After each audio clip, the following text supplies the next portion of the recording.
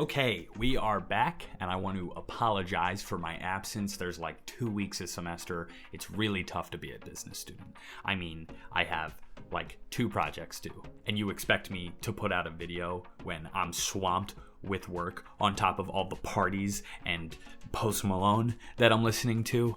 Pfft, that's on you. Anyway, on this channel, Bad Reality TV is free content, and that's exactly what we're going to watch today. A show called The Swan, where they take women who, what's a good way to describe it? Hate themselves and change everything about them, including the way they think, the way they look, their smile, their self-confidence, and they take all of the things that the girl deems bad about herself and fucking toss it out the window. And then they parade them on national television, and you could see how even in early 2000s this would be a bad look for any TV show. The whole show itself is a 3-month process, but essentially the whole backstory is struggling with the constructive surgery and blah blah blah. And you know, they get boobies put in, and who doesn't love boobies put in, except when it as at the expense of your own personal self. But that's okay. That's what the beauty standard is. So we're just gonna watch this little clip of one of the makeover reveals of Patty Cheetohan, Patty Cheetohan. We'll go with. Experts. Patty lost her first husband to a brain tumour, and then when she was on the Swan programme, she found out that she herself had cancer.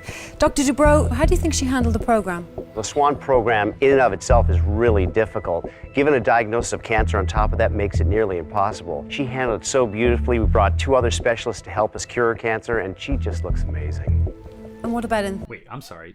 Did he just say they cured cancer? Brought 2 other specialists to help us cure her cancer, and I think what he means to say is that he sent her cancer into remission, and that on the Swan television show they did not cure cancer.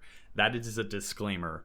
They did not cure cancer. Also, another thing they do is these doctors and therapists that help these women, they're all like these older, white, rich doctors who are making bank off of giving surgery. But the thing is, after you finish all this surgery, like Botox and things like it, you have to upkeep it. And there's no way these women are affording it. Well, naturally, that kind of news is terrifying and devastating, and it really became her primary focus of treatment in therapy. As it should. Okay, well, in a moment we'll meet a woman that has come through quite a lot. But first, let's take a look back at Patty 3 months ago. I met my husband, Lyndon, when he was 36. He was diagnosed with a brain tumor, and in 1999 he didn't make it. I was devastated. I should have been vibrant and young and beautiful and enjoying my kids. I feel like Okay, I look, to each their own, but I don't think she's a bad-looking person. She just had a lot going on and now feels that her confidence has been rocked. So maybe we could have started there and see like, hey, you know, you're just going through a really rough time and your husband dying, that's pretty serious. So don't be so hard on yourself.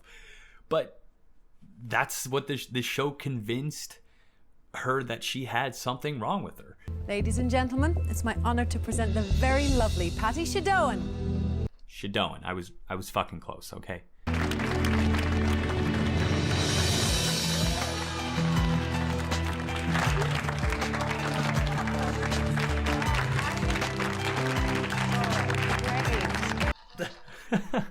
It's so funny to watch these doctors' reactions who are like, I did that. I made you beautiful.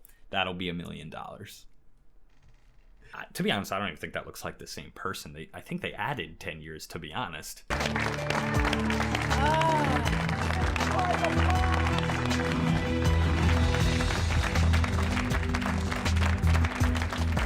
Like, yeah, she looks good, but I mean, it's like if Malibu Barbie got paid alimony. It's been a really rough road for me, but I had a lot of friends take my hand along this road, and we tackled a lot of challenges, but we did it together. He's that fucking doctor. I hate that guy. He's just like, yeah. She can't even close her lips. Like, she's just constantly at a state of like smiling, kind of like this, and can't. She's like, this has been a great journey. I would just love to be able to sip out of a straw. Like, I have a healthy new life and a magnificent new look. Oh yes, you do. You look absolutely incredible. Well, Patty, I know that you came to the program wanting to look younger. Yes. You do? Do you feel it? Again, I have to disagree, Mrs.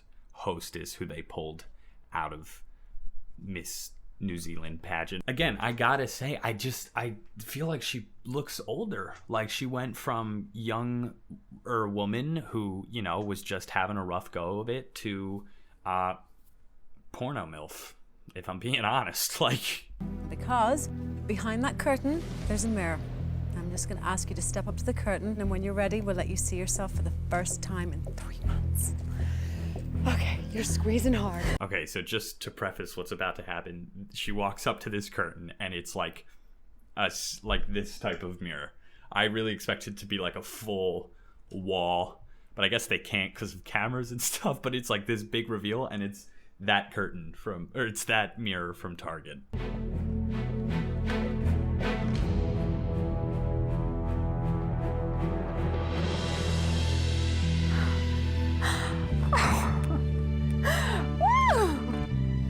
Oh my God.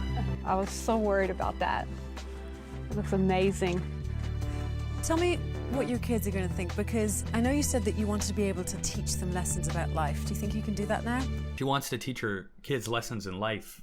The only lesson she was like, if you don't like yourself, go on a TV show and they'll change you, and then you will like yourself.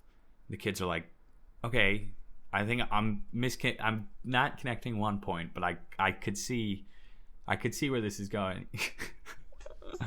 I say let's just watch another one just to get this idea of how unbelievably ridiculous this show is, and as a feminist has set women back 20 years. Experts. Now, Gina came to us with deep emotional scars. She's been severely hearing impaired since she was a little girl and also had an extreme lack of confidence. Dr. Yanni, how low was her self-esteem? Extremely low. She had no idea how to stand up for herself, and she also didn't have any idea how to connect to other people. And I think throughout the course of the program, she learned to find her voice and love herself as much as she's able to love others.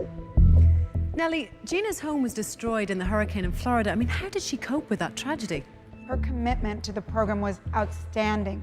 She not only stayed, she really soared in the whole program. That leads me to believe that some women did not stick this through.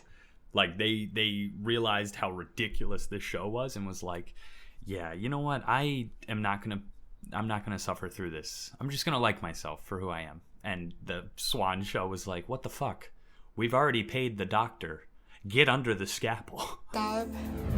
Gina endured a grueling 3-month program, and just a few days ago, she transformed in a way she never thought possible.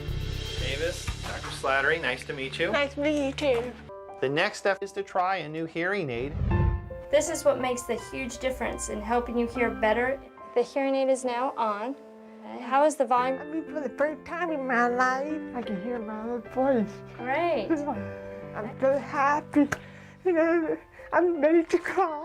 So there was potential for this show to fix some things, okay? Like, this girl had a very tragic hearing loss, and they were like, yeah, we can hook you up with that.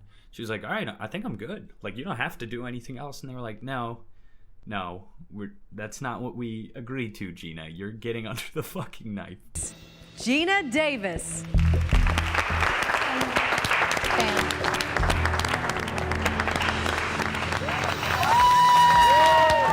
This show should be called Lack of Diversity.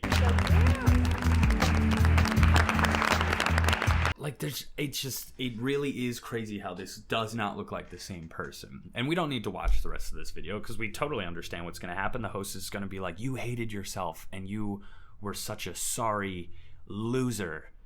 How do you feel now? And she's going to be like, okay, was a little upset with myself, didn't think all that, but I feel better now. Anyway, thank you for watching, and if you enjoy watching the channels, like, send me stuff to watch, send me content. Sometimes coming up with stuff can be like a little weird and I can't really tell like who likes what, so just send me anything and, you know, I'll look it over and we can watch it together and create a family right there. That family right there. All right.